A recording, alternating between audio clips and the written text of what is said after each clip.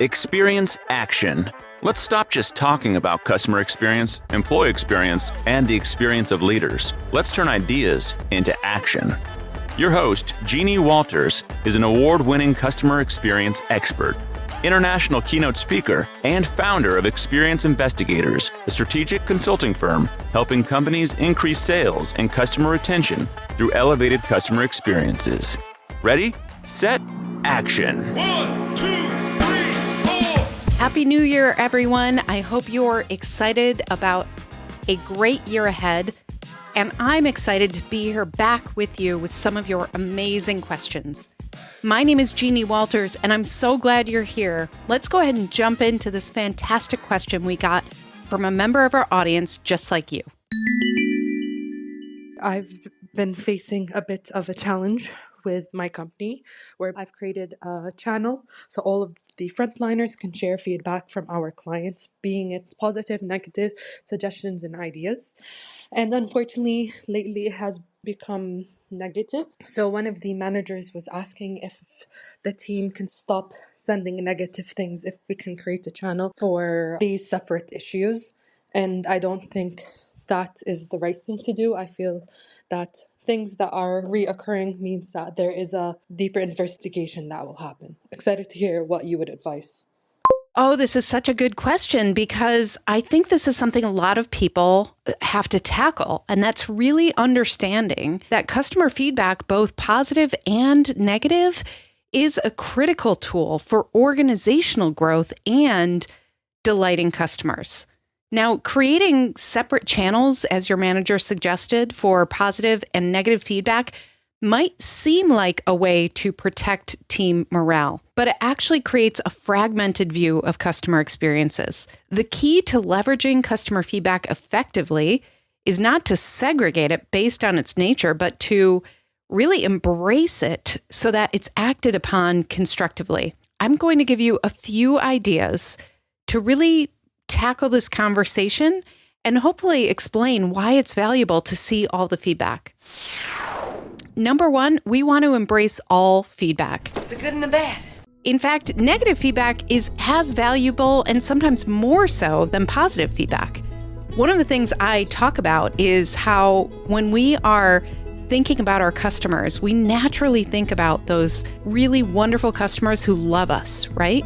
And I hear about this when I speak or when I train or when I'm working with clients. They say that to me all the time. They say, Jeannie, you don't understand. Our customers love us. And that's great. But if we're only thinking about the customers who already love us, we're not thinking about the customers who are unhappy, the customers who have a right to be disappointed, the customers who never became customers. Negative feedback actually gives us insights that we will never get from those positive, loyal customers. So we need to embrace this. It highlights areas for improvement and offers direct insight into the customer experience. According to a study by Esteban Kolsky, only 1 out of 26 unhappy customers complain. The rest just simply leave. So if they are taking the time to give us negative feedback, that actually means they care enough about the relationship to provide that feedback for us. That is a gift. Number two, we want to foster a culture of learning, not blame. I emphasize this a lot in the work that I do with clients. If it becomes a blame game and finger pointing, that is not productive. You will start suppressing the truth in your organization. So we want to foster an organizational culture where feedback is seen as a learning opportunity. So instead of viewing negative feedback as a failure, we want to view it as a chance to grow and improve. This mindset shift can help alleviate that distress that we feel sometimes when we view this negative feedback. Number three, we want an integrated approach. We want to use an integrated approach to feedback. Seeing both the positive and negative side by side, it gives us a more holistic view of the customer experience. So this can help in identifying patterns and areas where the positives can be amplified. Let's learn from them and use those best practices in different parts of the journey. And of course, we want to look at the negatives and how do we mitigate those things? How do we prevent those situations from happening? All of that is important, but we need to have an integrated view of feedback. Number 4, we want to make sure we're looking for those actionable insights. There are people in this world, I know this is going to shock you. There are people in this world who just love to complain, aren't there? And sometimes they complain about things that you say, well, yeah, you know what? I'm going to share something here. I just had this happen. We have all these wonderful free resources that we offer on our site, right? And we do that because we want to provide you value and make the world a better place through positive customer experiences. Every once in a while, somebody will download a resource and they happen to be a grumpy Gus and they reach out to us and say, well, this resource didn't include this, or this resource didn't actually run my workshop for me, or something that we didn't promise. And also, it's not part of that agreement that we have yet. They're just kicking the tires. We're giving them things that we hope will bring them value, but we're not in a customer relationship yet. Some of those, now we try to reply to everybody, but some of those we have to let go. And so I encourage you, when you're looking at feedback, look for actionable insights. Ensure that there is a clear process for turning feedback into actionable insights. Negative feedback, we need to follow that up with a plan for how to address the issues raised. So this is where we want to act like an organization that values and acts upon customer input. If we say we're customer-centric, this is absolutely imperative. So yes, there will be times where you look at feedback that is not productive, that is not actionable, and I give you permission to let that go. However, make sure you err on the side of having a bias towards actionable insights. What can we learn from this? And what can we do about it? If you agree, you know what, we can't do anything because this is just the situation, and maybe they misunderstood or they are looking for a totally different product that we don't sell, something like that, then you can give yourself permission to say, hey, I'm sorry you feel that way, and let that go. But if you use that lens of really looking for actionable insights, what happens is you start asking bigger questions.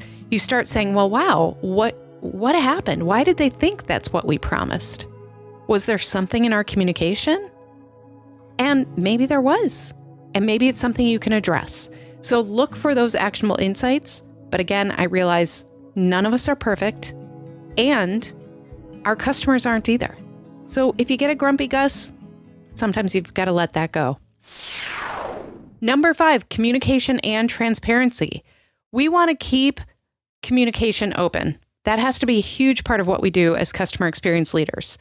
So regularly share with not only your team, but other teams how customer feedback, both positive and negative, has led to tangible improvements. This is not only motivating for the team, but it also reinforces the value of all types of feedback. And finally, number 6, I'm going to give you what we just talked about. If we say customer-centric culture is a goal, this means we have to act like that's true. We can't just talk about it. We have to put action behind those words. So this is understanding that every piece of feedback is a gift and an opportunity to better align with customer needs and expectations.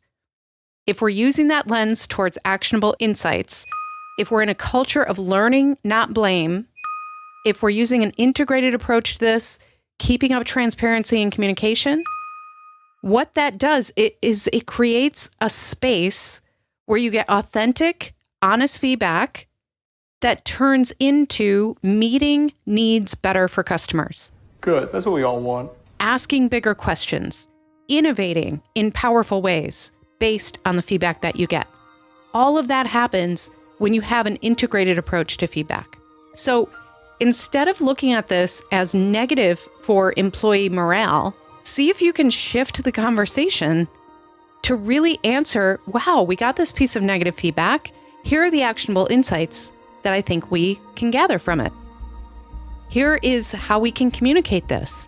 And just take those next steps in a very positive way, instead of going back and saying who's responsible and we need to get to the bottom of this and go after the team who, put this in action. We want to get away from that culture of blame.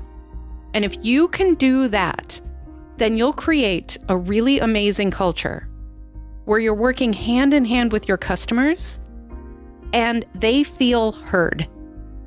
And that's a big part of what we want to. We want our customers to feel heard and understood. We want to close that loop with them.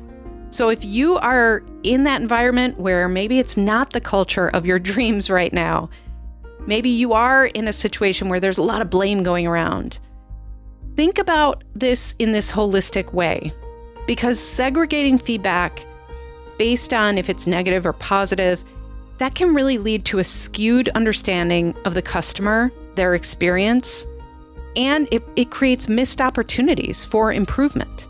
Instead, an integrated, constructive approach to all feedback can drive meaningful change and foster a more customer-centric culture.